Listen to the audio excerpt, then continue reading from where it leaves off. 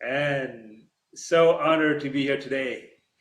It's Sugar Shane Mosley Jr.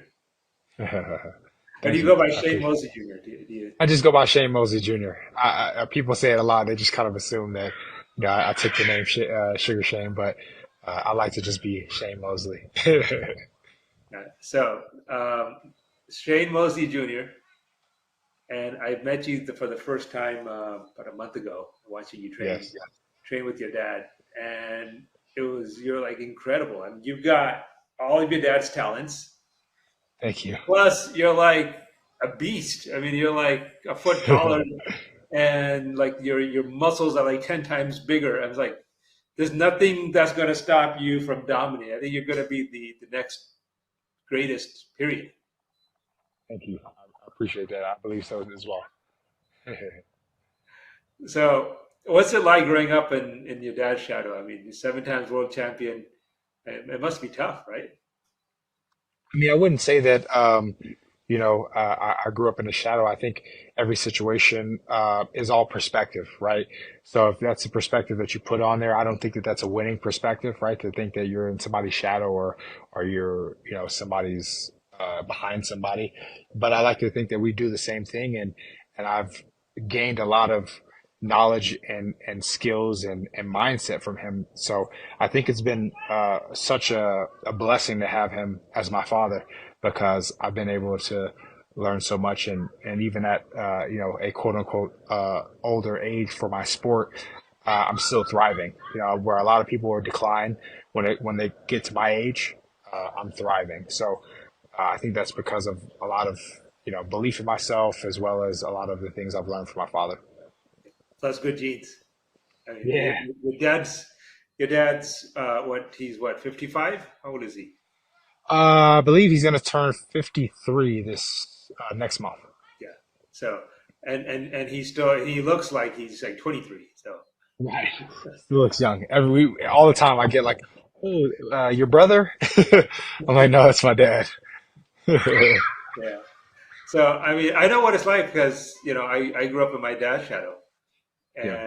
and he was one of the greats in this business. Wow. And early on in my career, it was like everywhere I went is people knew him, and I learned a lot from him. He's an amazing teacher and leader, but we're very different people still Yes, of at the end of the course. day. So I get it. You're following in your dad's footsteps. I follow in my dad's footsteps, and so Right. I understand. It's That's right. awesome. Yeah, like they say, the apple doesn't fall far from the tree.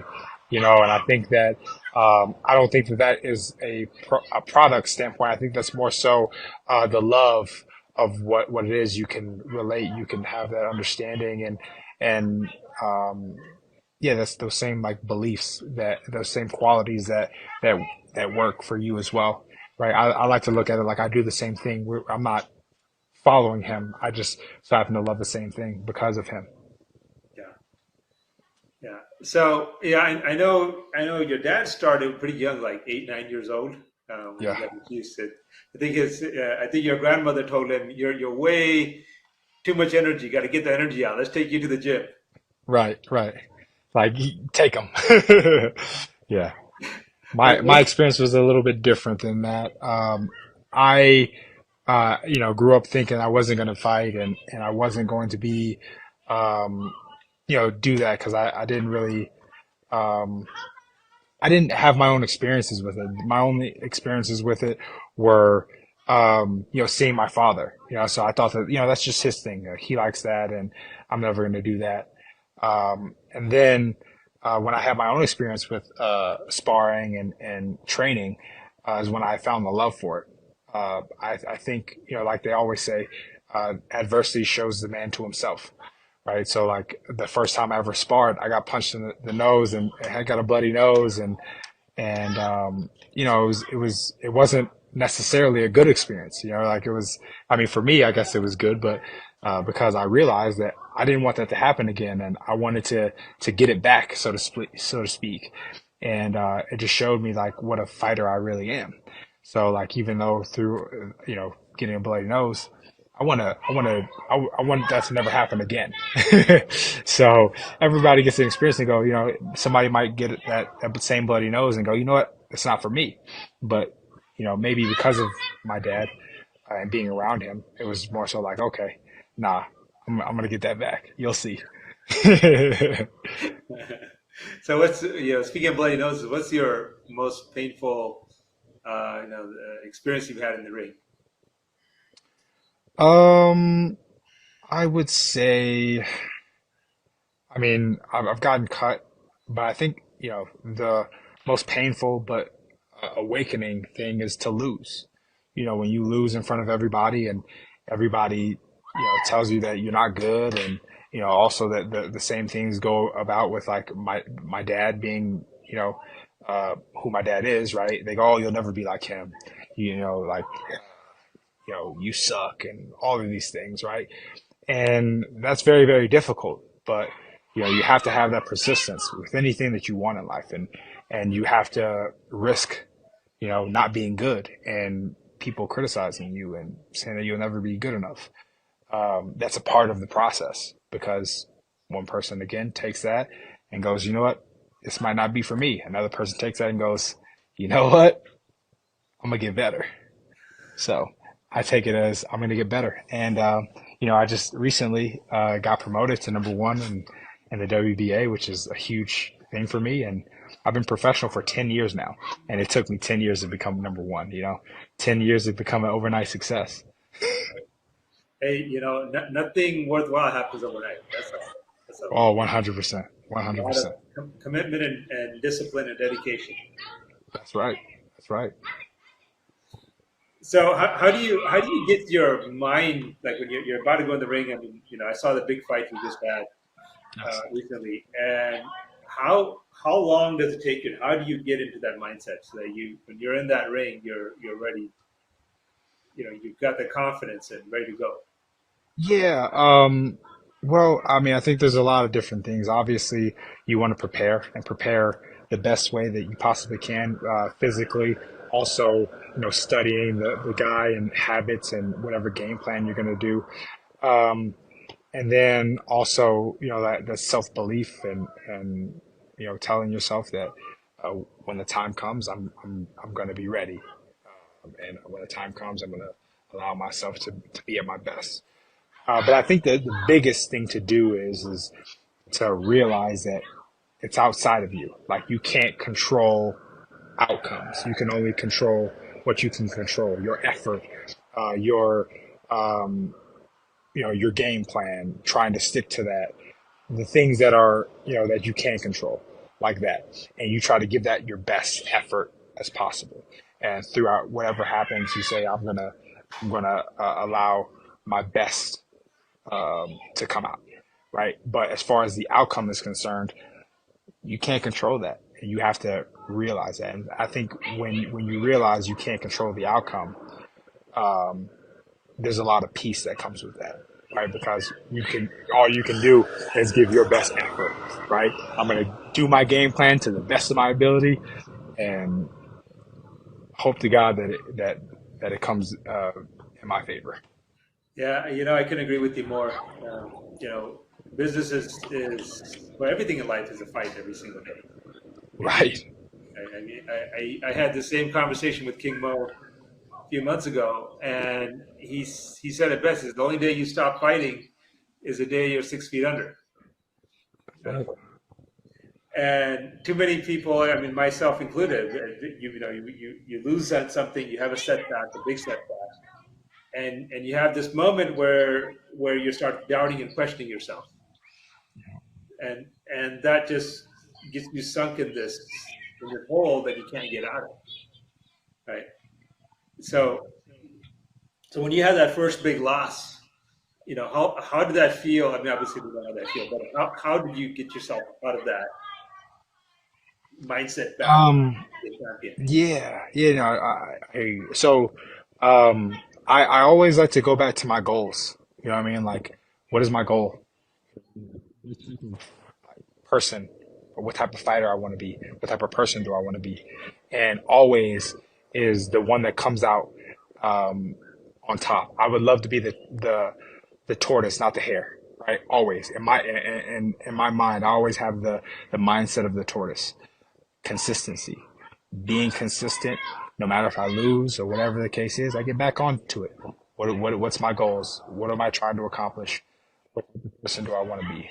Right? The person that turns it all around, the person that becomes better after losses, right? And I try to revert back to that because if I allow myself to think too hard in that, obviously, I take a little time, however long it takes, whether it be a day, a week, whatever, to feel bad for myself.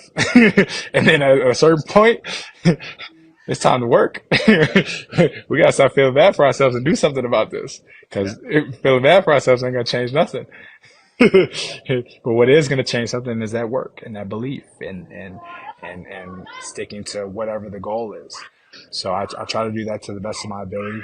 Luckily, I have great people around me to help me get back to what I need to do and focus back on what is important. Is always important as well. They give you that reason, that purpose, and you know, I get back on it. Yeah. Yeah. And I think you have a great network around you. I could hear the kids in the background. Yeah, they're we just brought them up here to Big Bear so they can play, and they've actually surprisingly have never been up here as long as we've I've had this place. This is the first time that they've been up here and get to play and stuff like that. So they love it. That's great. Is Tito around?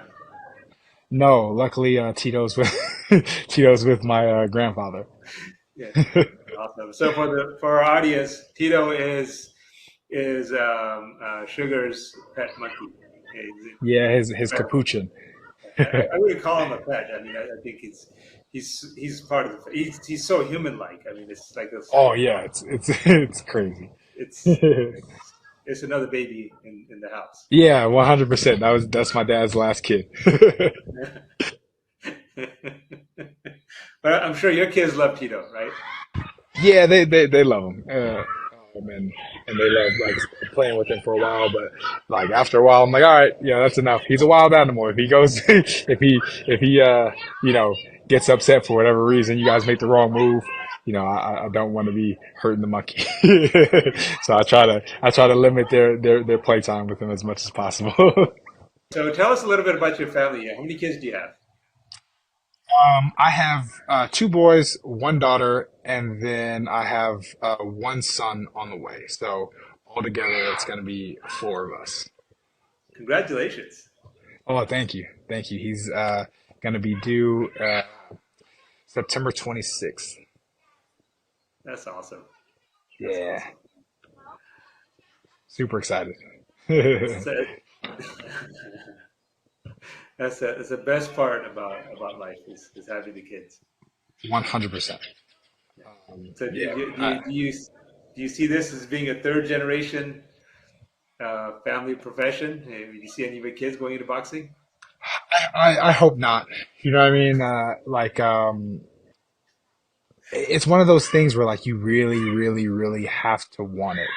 And I think, um, I think there has to be that level of um, difficulty to enter, right? So I tell my kids all the time, like, I don't want you to box. I don't want you to do it. If you're gonna do it, you got to figure it out yourself, right? Because if they can persist and resist me and my opinion and go against that, then they're ready to be fighters, right? Because you're going to have to go against the odds. You're going to have to, everybody's going to compare you to your grandfather, to me, to everybody else, right? And say that you're not good enough or, whatever the case is. They're going to need to go against the grain. So I want that to be a thing. Not to say that I want them to do it. That's not why I'm doing it. I truly don't want them to do that. But if I were on the other side encouraging them and saying, oh, hey, like you should do it. I'm going to take you to the gym and kind of make you into this. Um, I think that I would be doing them a disservice. Gotcha. Gotcha. So how old was it? How old were you again when you first said, you know what, I want to 15 go years all in? old. 15. Okay, you were young. Yeah. I mean, as far as like boxing's concerned, like that was very good. So you gotta think, my dad um, was had his first amateur fight at 8 years old. So you gotta think compounding. Wow. I started boxing, he had already almost doubled. I mean, like almost had the same amount of time Yeah. boxing than not boxing. You know what I mean? Like, so Yeah. the compounding of that, as far as experience is concerned, was beyond. And that was kind of the same sentiment for a lot of guys that did boxing that I were competing against and sparring against and things like that. They had started when they were, 9, 10 years old, things like that. So I was going up against a lot of adversity when it came to that. Yeah. So you're number one now. You just had a great fight. I think the other guy barely touched you, and it was incredible. So what's next? What's the future look for Shane Mosley Jr.? Well, I'm looking to become middleweight champion of the world. So that's 160 pounds, which I currently am ranked at. My last fight was at super middleweight, which is 168 pounds. Because of the opportunity, I was able to fight a guy that was a legend in the sport. He was a two-time middleweight champion. His name was Danny Jacobs. I got that opportunity kind of on the fly, and so I took that opportunity, right, to fight somebody, a legend. You don't get fights like that. They don't come, you know, very often. So when you get an opportunity to fight a legend, you go and take it. So I did that. I went up, moved up in weight to fight that guy. But my plan is to go down to 160 pounds again, and to become a middleweight champion. And the guy that I would like to fight was a guy by the name of Erislandy Lara. He's from Cuba, and he's the WBA world champion, and that's who I want to be my next fight. Okay. And do you see that happening in the next year? I do. I think that is a very possible fight in the near future. He has a fight coming up in September on the Canelo and Berlanga undercard. So, all goes well. He wins or, comes out for the most part safe, right? No cuts, things like that. Then I'm looking to be next. Awesome. That's exciting. Yeah, man. And then I could, start that championship journey. So tell me about that. How does that championship journey look like? What happens next? Well, training, preparing myself for that opportunity. You know, preparing, the skills that I need. Um, also taking care of myself as far as gaining so much weight. Um, doing physical therapy, things like that. Make sure you know the least amount of injuries can happen, and then as far as the fight is concerned, just making sure I have my promoter is advocating for making the fight happen. Gotcha. Yeah, I mean, let's talk about training a little bit. I mean, I saw you train in Vegas, like I said, about a month or two ago, and just looking at you, I was exhausted. now, Yeah. now, and so you're training for a big fight, and I think that's pretty much your routine training schedule, right? So, Yeah, I usually train in the morning boxing, and then I train at night strength and conditioning. uh, And then we'll sprinkle in, film study and things like that as well. yeah. So how many hours a day do you train? Roughly um, five, roughly, give or take, depending Gotcha. on, everything. Um, but yeah, I would say roughly 5 hours a day. And Yeah, and you stick to that discipline, whether or not you got a fight around the corner. You're disciplined every single day. Yeah, for the most part, when I'm not like you know, quote unquote in camp, I like to do um 3 days of boxing and then 3 days of strength conditioning. Not necessarily on the same days, but I like to do that to kind of keep a quote unquote maintenance. Yeah, So not at like 2 days like I normally do. I'd like to break that up in different days. Um, 2 days on your body is very very difficult. A lot of stress on the body, a lot of cortisol. So, but like when I'm not in camp, I like to, I personally love to work out. It's just, I feel like it just helps me to be more tapped in, more spiritual, more, um, you know, connected with everything. So, yeah, I would say I'm an athlete all the way through always, but you can't do that all the time. You can't be at 100 all the time. You got to find windows and pockets to, um, to take it easy. So I do that. gotcha. I think the people listening to this podcast are mostly business people, people building a business, building a new franchise from the ground up, or have already successfully built something. Yeah. And I think they'll all resonate to the fact that to build anything great, to become a world champion at whatever you are, it requires that consistent discipline. Right? Yeah. It's not, you can't just, if you're in sales, discipline means pick up the phone, make the calls, do the work, right? Do the door Hmm. knocking, whatever it is that you got to do.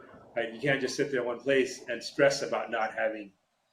You don't sit there and stress about the fight that's coming up in 2 weeks. You're training for the fight that's coming up 2 weeks. That's It's the right. same That's thing, right. right? Like for all the business people, you don't stress about how the month end numbers are going to be. You work all month to make sure you meet the numbers for the for the Hmm. for the month end. Right. So Yeah. you just gotta stick to that. Right. Take a minute, write down your schedule, write down what you're going to do to meet Mhm. your goals, and you got to stick to it. And even when you have setbacks and you have problems, you just got to stick to it every single time, every single day. Absolutely. Consistency is the most important part of, I think, most success. Consistency and grit, like going through that, that no, or going through that, like you're not good enough, like, and still having the willingness to stay consistent. You know what? I didn't get no leads today. Tomorrow, guess what? I'm going right back at it. Like you just gotta keep on going. That's right. That's right. Because like you said, you've gone in the ring and you've had bad days where you've lost. You Yep, have good days where you win. Right? absolutely. And the days you lose, hey, in sales, in business, the days you lose is days when you worked all day long and you didn't make any progress. And there's some days where you work all day long and you put in your best, and yes, you end up losing money. That happens Right. too. Yeah, absolutely. Right? Things come at you in life that you can't control. Um, Like, so like I think it's kind of like you said, like, well, like I was saying a little bit earlier, right? You can only control your effort, right? Like, of course, there's qualities to, but like you said, like you could be doing those things and nothing's happening. You got to just persist through, right? Like you can only control your effort. You can only control the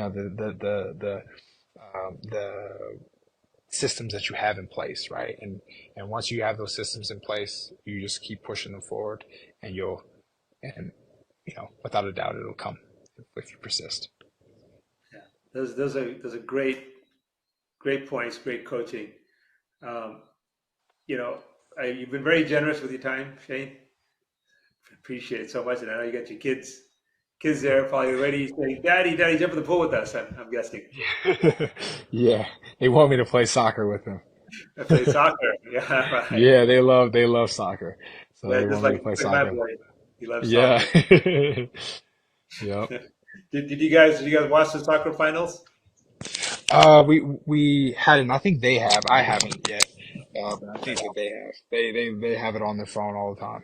They're watching soccer like night and day. So I'm sure they have.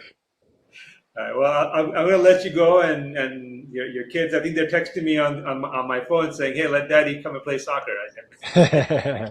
That's right. Yeah. So, any last words of wisdom and advice for our listeners on how to you know become a world champion? Yeah, absolutely. Have